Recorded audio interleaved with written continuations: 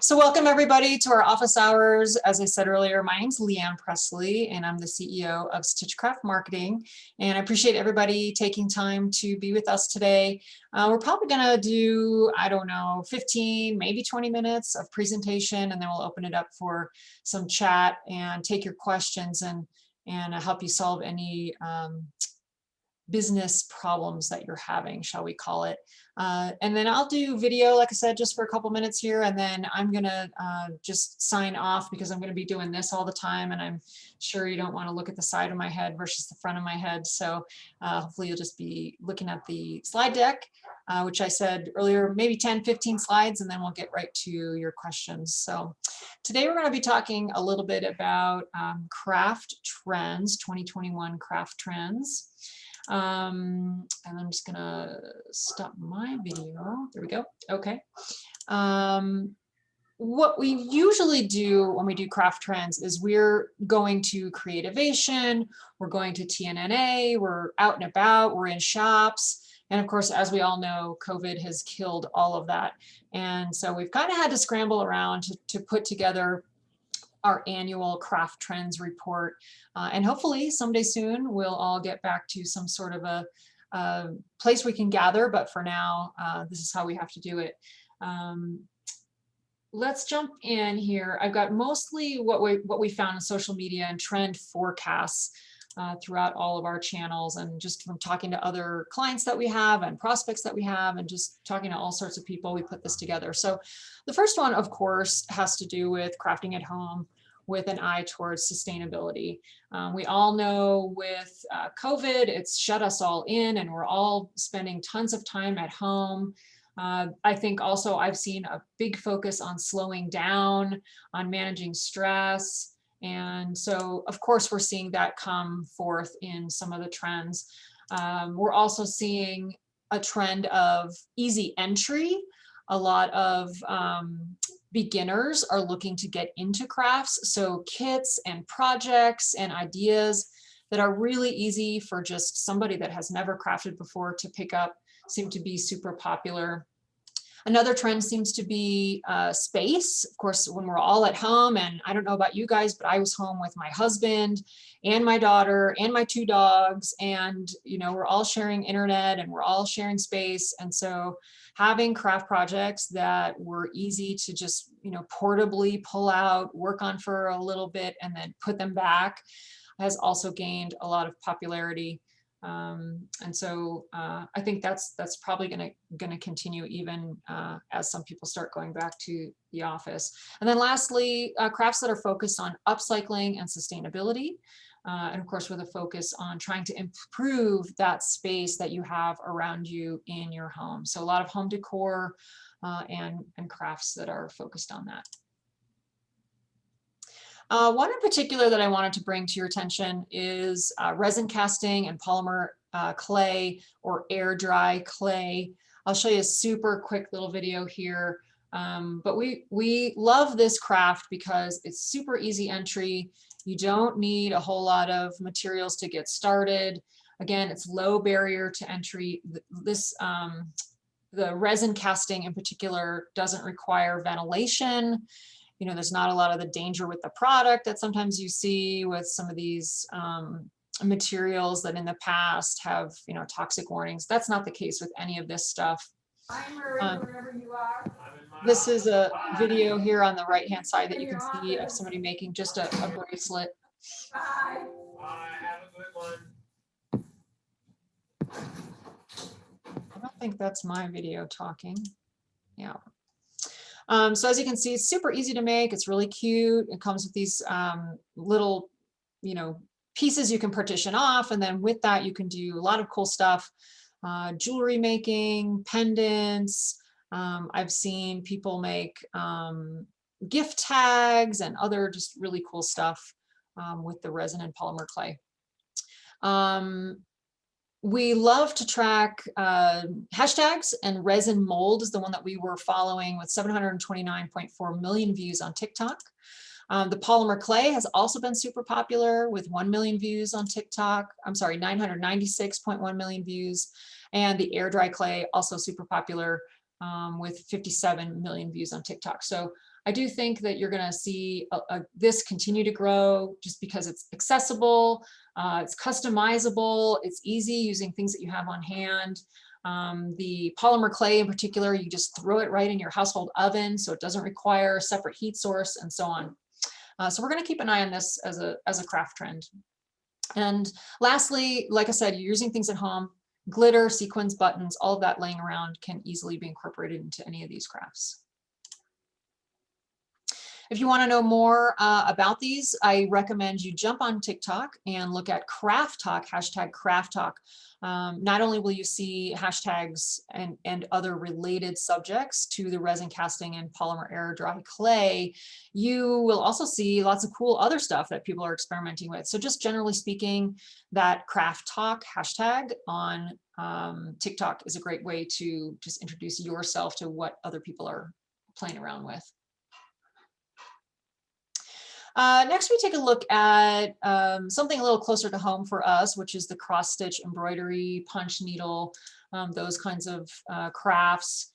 Sales for embroidery and cross stitch kits have just skyrocketed in 2020. Tons of Etsy projects, and we do think that this trend is going to continue through 2021. I'm not sure about you guys, but I completely fell in love with Bridgerton, which was that show on Netflix. And we started to see some of the trends emerge in shows like that. These really super cute small embroidery brooches and bracelets and necklaces. The other one is punch needle. I started doing punch needle about 2-3 years ago. Again, it's super portable. You can see the example in the lower right-hand corner here where, again, you're just using a small canvas and you can use yarn and a special tool. And it's very forgiving. It's really easy for beginners to jump into. So for those of you that might be yarn shop or quilt shop owners in the retail space, that might be one of the projects that you jump into and try and experiment with, because we do find that some of our clients who own shops are telling us that if you've got knitters already, then the punch needle is just a great way to expand the market to them with easy access to that craft. And then another great push, especially for the yarn shops, is embroiderers, incorporating yarn into needlework to create these 3D style pieces, which we really love. Yarn bombing and DIY candles, we group those together. You know, yarn bombing is not a brand new thing. I'll show you just a quick video here for those of you that might not be familiar with what yarn bombing is. You know, in this example, they're taking crocheted granny squares and just layering them over some roller skates to embellish there. Most of you are probably familiar with yarn bombing when you see it out in the general public. Folks that take yarn and do sort of art installation projects. Probably some of the more famous are, you know, covering bridges or ladders or wrapping trees. I live in a small town where there's several trees in town that people have wrapped. And again, this video is just showing some really quick, easy, low barrier to entry projects where you can use yarn or your stash or your scraps and just kind of enhance your space at home. This, what she's cutting here, is a board, like a headboard for a bed. That's just a wrought iron, and she just added a little bit of yarn to that. Of course, being stuck at home, makes us focus more on the space around us. And we're seeing this trend pick up a little bit more with the younger crowd. So younger crafters doing a little bit more of yarn bombing. When we look at the hashtags on that, still seeing some hefty trends, 7.7 million views there. The other one that we're seeing a lot is DIY candle making. Love this because, again, it's super easy to get into. You can purchase beeswax and roll and decorate your own candles, or you can find kits and you can offer those available, again, if you're a retailer, as an add-on to an existing purchase. Again, it's super easy. It's a great project for families. We have someone on our staff that did a bunch of candle making with her children who are kind of middle school age. So it's great for that kind of a connection as well. We're also seeing new companies popping up that are selling DIY kits that can repurpose old candle supplies. So that's been popular too with the whole sustainability crowd. And then that's your hashtag number on candle making, 358 million views on TikTok. The next trend that we've been keeping an eye on is called cottagecore. This is a fairly new concept that some people might not even be familiar with. But cottagecore is a crafting movement that advocates a return to kind of a simpler way of life. If you think about it, sewing, knitting, gardening, bread making, flower arranging, again, kind of all in this neighborhood of slow, thoughtful crafts. We're seeing a resurgence of this as a trend. And it kind of ties in a little bit with slow fashion as well. And we're starting to see threads of that intertwined with sort of stress relief, meditative making, of course, as a way of dealing with stress during this whole pandemic, and an outright just rejection of kind of the fast-paced life. The other thing that we're seeing that's really interesting with cottagecore is that the BIPOC community is embracing cottagecore as a means of reclaiming a lifestyle from which they historically have been excluded. So really wanting to be included in this kind of a lifestyle, which we find really interesting. The next one is patchwork quilting and quilted clothes. Again, this is kind of on the heels of a trend that we were seeing ramp up a few years ago in just the upcycling and sustainability field. Crafters are creating bags, and dresses, and shirts, jackets, pants, all that using patchwork techniques. Another thing we're seeing is people just talking about how they're refreshing their wardrobe. Maybe they're not going out and buying new pieces, but they're just grabbing an old jacket and then putting some quilting patchwork on that as an embellishment. They're also using some of the materials that they already have in their craft room or already have in their stash, buttons and yarn and sequins, embroidery threads, and so on, with a focus on mixed textile arts. You can see this cute little pouch here down at the bottom is a great example of that. And a lot more quilters are focused on garments in addition to blankets. It's really expanding their repertoire. Instead of just, making quilt after quilt, you can do something like over here where you're embellishing a sort of a quilt style, but in your garment making. And then lastly, we're seeing knitters also exploring a lot of quilting techniques. We've known for a really long time that there's crossover between knitters and quilters. They each want to try the other type of craft, or you'll find a lot of quilters and knitters dabbling in both types of crafts. I know it's true for me. I'm a knitter and I'm also a quilter, and I do them equally. And we're seeing that supported through magazines like Pom Pom, which of course has been predominantly a knitting audience, but is now showing quilting projects like you see here. And Brooklyn Tweed's Domino and Square collection is another example. The last one that we're showcasing today is the tie-dye and shibori. Again, it's still in what we would categorize as that sustainability and upcycling category. Tie-dyeing super popular right now. Of course, it's something you can do in your own kitchen sink. It's family friendly. It's super easy to learn how to do at home, and you don't need a whole lot of space to do it. Of course, lots of younger crafters getting into the trend with retro fashion, which we love seeing.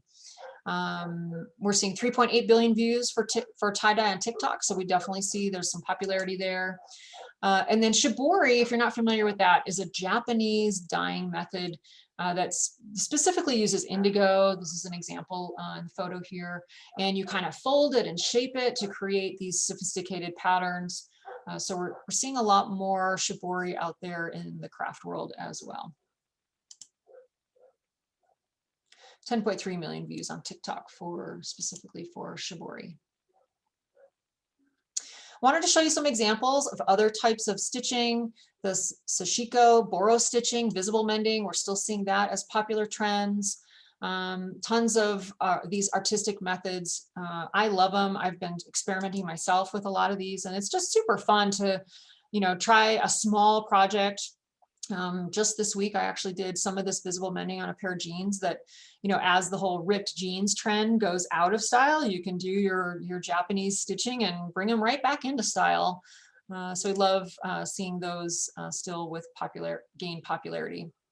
Of course, lots of people saying that, this meditative practice with visible mending and just getting back to the hand stitching is what is helping them sort of cope in COVID times. And again, lots of cross promotion with people who identify as solidly knitters and solidly quilters, bringing up their knits and experimenting with that kind of stitching. Some more examples here of embroidered clothing. Again, starting to really see this small scale or feature embroidery coming back into fashion. And we're seeing that across several crafting sectors, again, with some of the sustainability and upcycling movement, pulling out your old garments to create kind of a unique statement piece by adding in some hand stitching embroidery. We've seen it kind of creeping into the knitting world slowly over the past few years. I feel like I'm seeing it more embraced by a younger crowd. So if you are particularly trying to target some of those younger knitters, this might be something you can experiment with by bringing some of these projects or at least having the materials available in your store. The examples here in the photo, this one right here is one of our former clients, Kelborn Woolens. And this was a embellished mitten pattern that they had in the most recent issue of Making magazine. And we also seen it on runway trends. Miu Miu and Prada have also featured embroidered kits, which we love seeing as well. All right, so that wraps up kind of the trends that we've been seeing and hopefully giving you a couple of ideas on how you can incorporate some of those into your brand or your business. Of course, when we open office hours, we want to hear specifically from you and some of the challenges that you might be having. And of course, we can talk about how you might be able to incorporate some of these new trends into your business. So, and if you're kind of stuck on that, we're happy to give you some ideas. So I'll go ahead and put my video back on.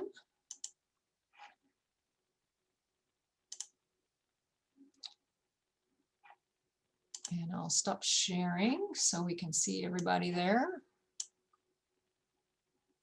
So the way we do this, a couple of different ways. You can either pop a question into the chat, which I can see, and I'll just review some of these comments here real quickly. And then if you prefer audio, you can unmute yourself and throw out a question.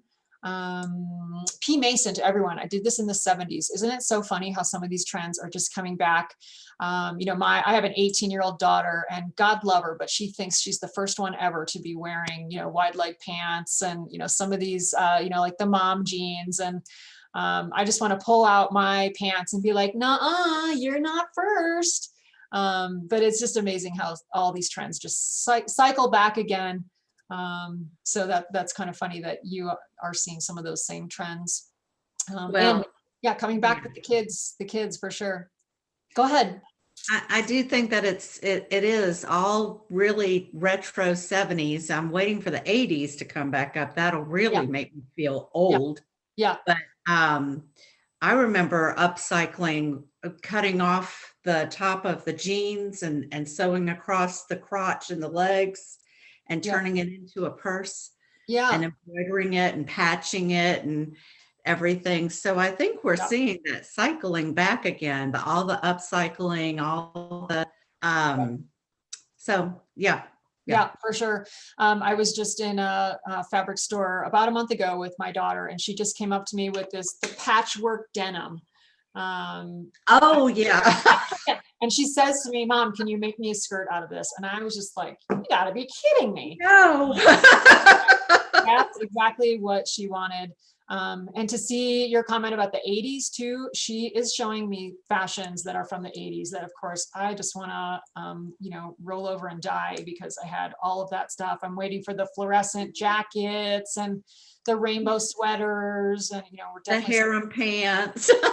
all of that. You just wait another year, maybe that's what all the kids are going to be wearing. Oh, the harem pants will be the joggers of the spring and the summer. Just You're right. I even have some. Oh my gosh. I mean, we're going to need fashionable pants to go outside, and we'll want comfort because we've been living in joggers. So yeah, we're not quite ready to go back to regular pants, and skinny jeans are out. I mean, Forget about, looking skinny anymore. It's all about comfort. Well, that's okay. So you see, there's something we could touch on. It's all about comfort Right, and the bigger things, the bigger silhouettes. right. You know how fashion trends go with the silhouette. You either have the big on top and the skinny on the bottom, or the big on the bottom and the skinny on the top. And so maybe we need to be looking. I'm a knitter, and I used to have a yarn store. I had to, give the space up, but I'm trying my hardest to get the website going. But, Yep. maybe that's where the patterns might be shifting, is towards bigger bottoms and smaller. I don't know. Well, I got to keep an eye on it. I think you made a good point too in the comments about lots of kid-friendly trends here. I think, of course, we're seeing people that are, I don't want to use the word trapped, but some people might choose that word, at home with your children 24/7, and in between online schooling, they need something to do. So coming up with little projects, little small portable projects that can move around with your kids, or that are, again, easy access, things that you can just give a quick instruction and then you go back to your job, and they're entertained for half an hour or however long it is. We're seeing super popular and just flying off the shelves, those kinds of projects too. So for sure. I've got a question here from Megan. All your examples were from TikTok. Is that now more important than Instagram? I would say no. It's, my team can chime in on how they feel about this. We've been talking about TikTok a lot at the agency, and I definitely think it's a channel that if it's not on your radar, you need to start paying attention to it. I'm advising clients to at least, jump on there and lurk, hang around and see what TikTok's all about, so that you kind of understand how the algorithm works, and you can start to formulate ideas about how you might work TikTok into your marketing strategy. Because definitely for younger users, we are seeing become a lot more popular. I've said this before on office hours, and I'll say it again. I don't think TikTok is exclusively just a younger market. Like with Instagram, you are seeing the algorithm trend towards a younger audience. And so if you're trying to attract that younger audience, yes, you might have a heavier presence on Instagram. But the way that I've experienced TikTok and the algorithm is that the For You page, which is FYP, abbreviated FYP, you might see, that algorithm is so advanced that I see content that pertains to me. I'm sort of clueless that there's tons of other young people on the channel, because the videos that are being shown to me are appropriate to me and my interests. So of course, like any good algorithm, the more that I'm clicking and liking on craft content, the more that I'm seeing craft content.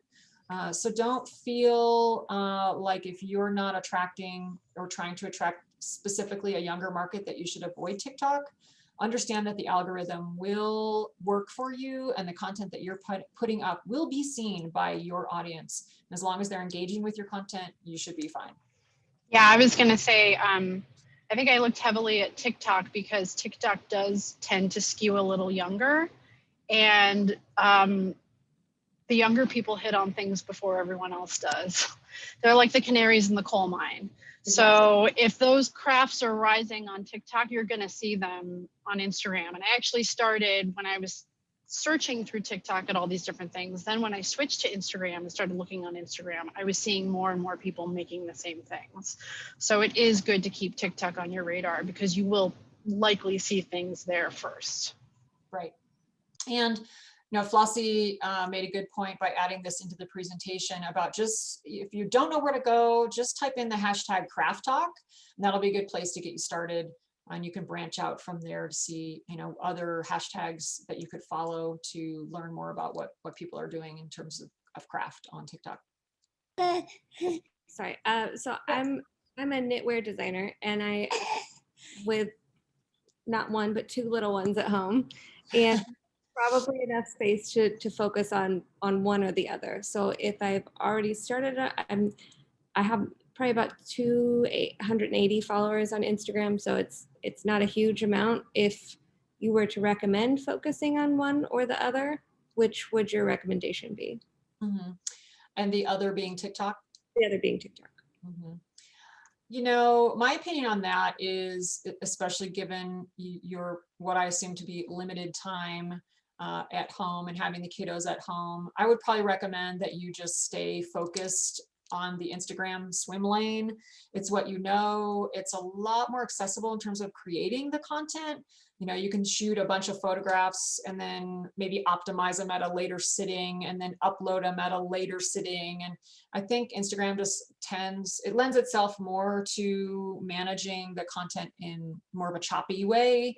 TikTok is going to require you to do video, which is going to be a little bit more intense, labor intensive in terms of editing. Most people have closed captions on there, and you know, figuring out the hashtags and just learning a whole new channel in general is going to probably be more of a challenge for you. Flossie, do you want to speak to your thoughts on knitwear design on Instagram? Oh yeah, I was just saying, I think Instagram lends itself more to showcasing knitwear design than TikTok does. I think a lot of TikTok is you're sort of watching people making things. And so all of these videos, these sped up videos where you're seeing process, I don't think that lends itself as well to showcasing like designs that you've made than Instagram does. Okay, thanks. Yeah. You're welcome. What about Instagram Reels? Again, I'm going to pass this back to someone on my team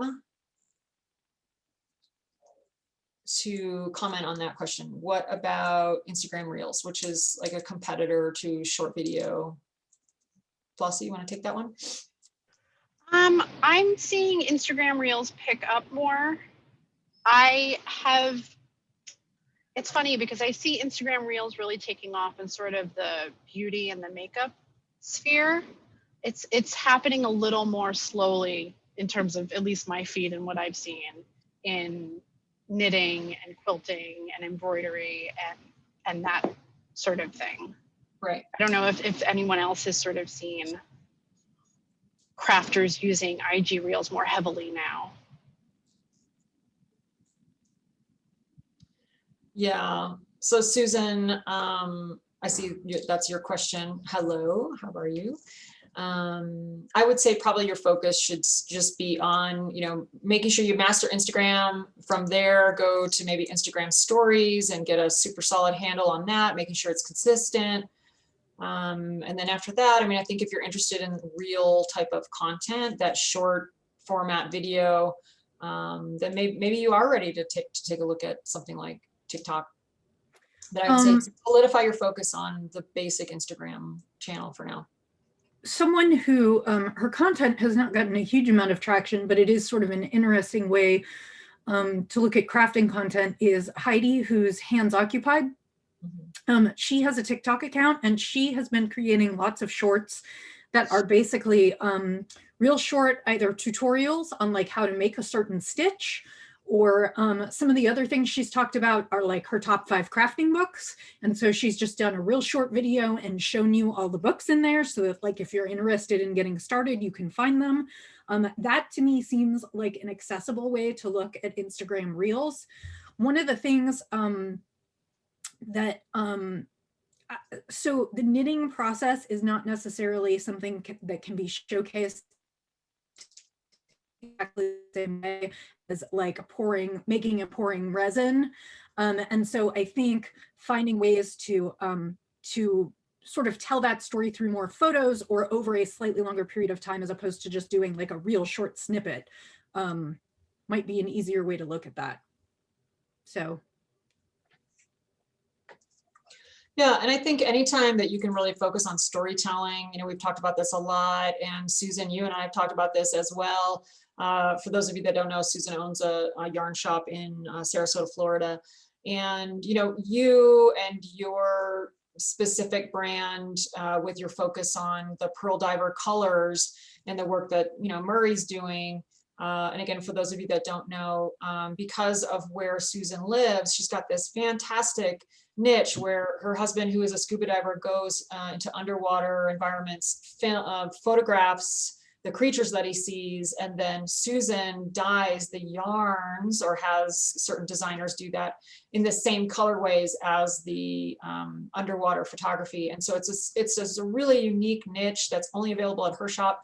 So Susan, I think anytime you can use, you know, Instagram as a platform to tell those stories, maybe having Murray go out there and do a little bit of video of, what he's seeing. Yeah, we've talked about that.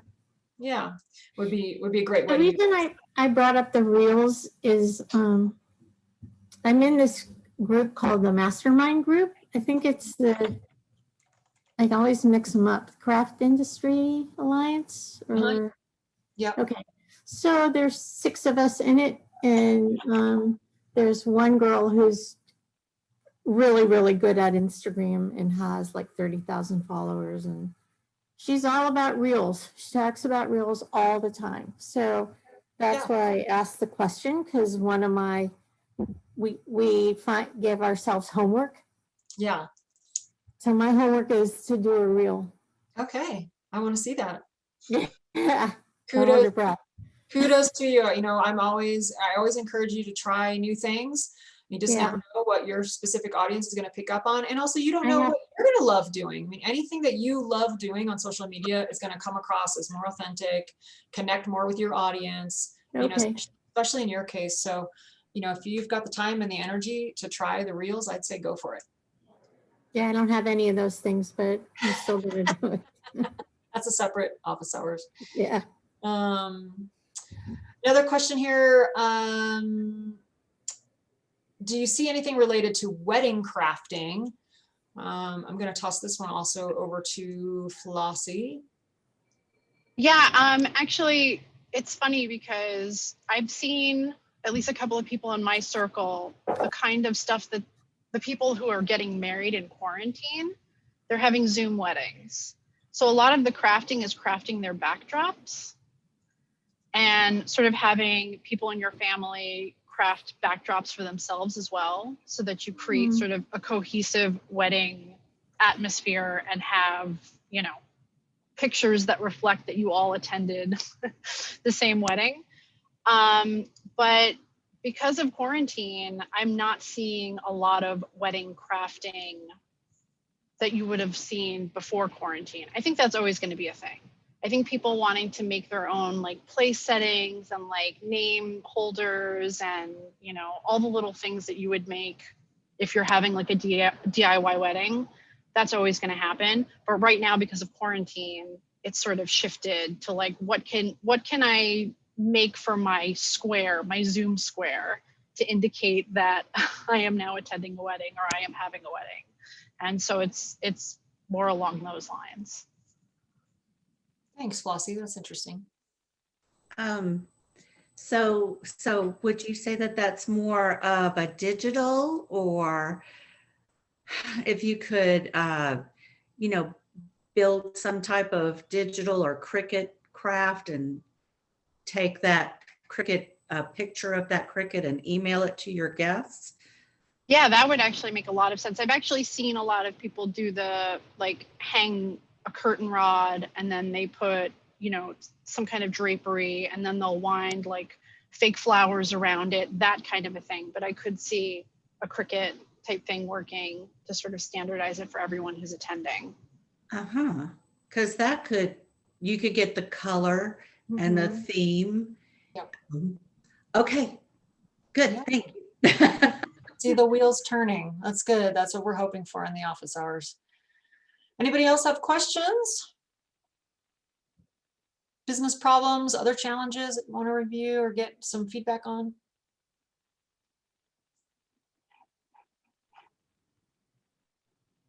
Any recommendations on how to partner with yarn companies or dyers, or to create designs, or I know some companies have design call outs and you can go that route, but if say I have a great idea for a design in a certain type of yarn, what's the recommendation for, do I reach out to them? Do I just buy it and say, hey, I'm gonna release at this date? Or what's the best way to start building a relationship instead of just pushing out my own designs? Yeah, that's a great question.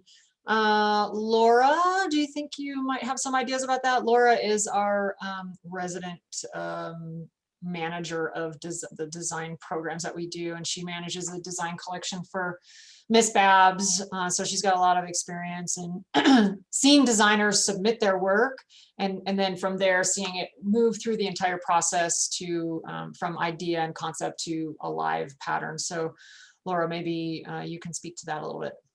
Sure. I am seeing a lot in terms of yarn dyers sort of publicizing more that they do offer yarn support. I've seen quite a few companies come out and say, we'd like to support designers, so contact us.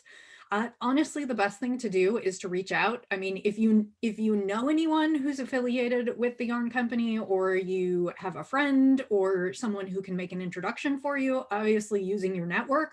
But even if you don't have a direct connection, I think you can easily reach out to them and just say, hey, I'm a designer, you know, here's my portfolio of designs. I had this great idea. I was wondering if you offer any yarn support. You know, a lot of the yarn companies ask for proposals, and you can always put together a proposal. You know, sort of a good proposal is going to include some notes on what the design is, you know, what kind of the details of the design might be, putting together perhaps, you know, some swatches either in their yarn or in a yarn that's a little bit like their yarn, asking for specifics in yarn or colors. For instance, this is going to be a shawl that would take 3 skeins of yarn. I really love your serpentina base in, you know, this range of colorways. That's something I would be interested in. You know, the more information you can provide them about who you are and what kind of design you're doing, I think the more successful you'll be. But in general, I think there's no harm in asking. The worst that they're going to say is, no, we don't do that. I don't think you're going to offend anyone by saying, I'm a designer, I'm working on something, I'd love to feature your yarn. You know, could we work on something? Right. So, I mean, I don't think there's any as long as you're polite and you approach it, you know, as a business relationship, I don't think any yarn company is going to be put off by people, you know, submitting a design proposal or saying, I have an idea. The worst that they're going to say is, I'm sorry, we can't support you at this time. It is okay, I guess, to ask for support. I never want to, like, I don't know, presumptuous or. Well, I mean, also think about the size. Think about the size of your ask compared to the size of the company that you're approaching. If you really want to make something in Barocco, approach them. They, you know, to send you a few skeins of yarn is not a huge thing. If you want to make a huge blanket project in an indie dyer's yarn and you're asking for $300 worth of yarn, that's a different ask. You know, and like I said, the worst that they're going to say is, no, I can't afford to do that, or we don't do those kinds of programs, in which case your choice is you can either purchase the yarn or you can go and look at another yarn. But I don't think it's, when phrased as a question and pitched as a design idea, I don't think it's necessarily presumptuous to ask. I don't know, maybe my team feels differently, but I feel like it's pretty commonplace in the industry. So, you know, and the more you can, I know you're still sort of at the beginning, as you work up to it, the more you can put together sort of a little media kit, which talks about like what your followings are, other places you've had patterns published, you know, the more explain to, you know, that you're a candidate that makes designs and sells designs, you know, the more success you'll have. But I think in the beginning, there's no shame in saying, I'm starting out and I would love to work with your yarns. Do you have a yarn support program? Right. Great. Yeah.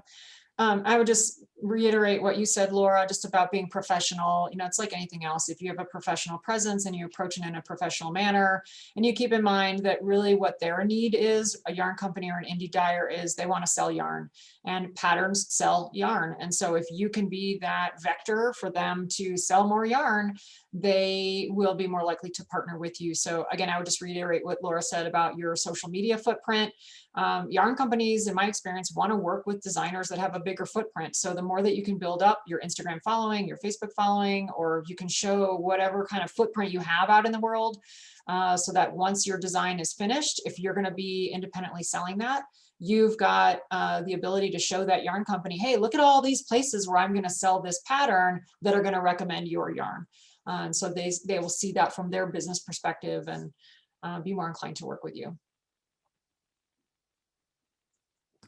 I was just going to say one last thing about the etiquette. You would always credit them in social media or in the pattern itself for providing yarn support. And then it is, you would write the in Unravelry, you would, or in other places, you would use that as your indicated yarn. You would not make substitution suggestions, for instance, unless it came to such point in time where, for instance, they weren't making that yarn anymore. But if they're providing you with the support, you're suggesting people use that yarn. So that would be the only thing I would say in terms of, just giving them credit for it.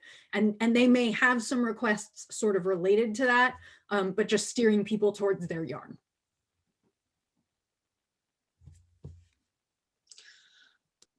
Any other comments on that? Thank you for that question, Megan. I have a quick question. Is everybody signed up for our newsletter? If you are not signed up for the newsletter, that's going to be the best way for you to learn about office hours topics and what we're going to be discussing. Our website, stitchcraftmarketing.com, has a quick and easy link that you can sign up with your email address if you're not on the newsletter list. Laura, do you want to share with folks what the next topic is that we have planned? I think we're doing once a month now, same format. And actually, she was on the call until she is still here. I think that's you, isn't it, Tisha? Because we haven't met in person. Next month, we are going to have a guest speaker joining us, and her specialty is Google Analytics and Search Console, and she's going to talk to us a little bit about how to use those, how to sort of take that information that it spits back at you, interpret it, and kind of apply it to your business settings. So, once you collect the data, what do you do with it, and how do you make it work for you? I will also add that if you are interested in a PDF copy of today's slide deck, go ahead and let us know in the chat. Just put your email address in there and I will send that out.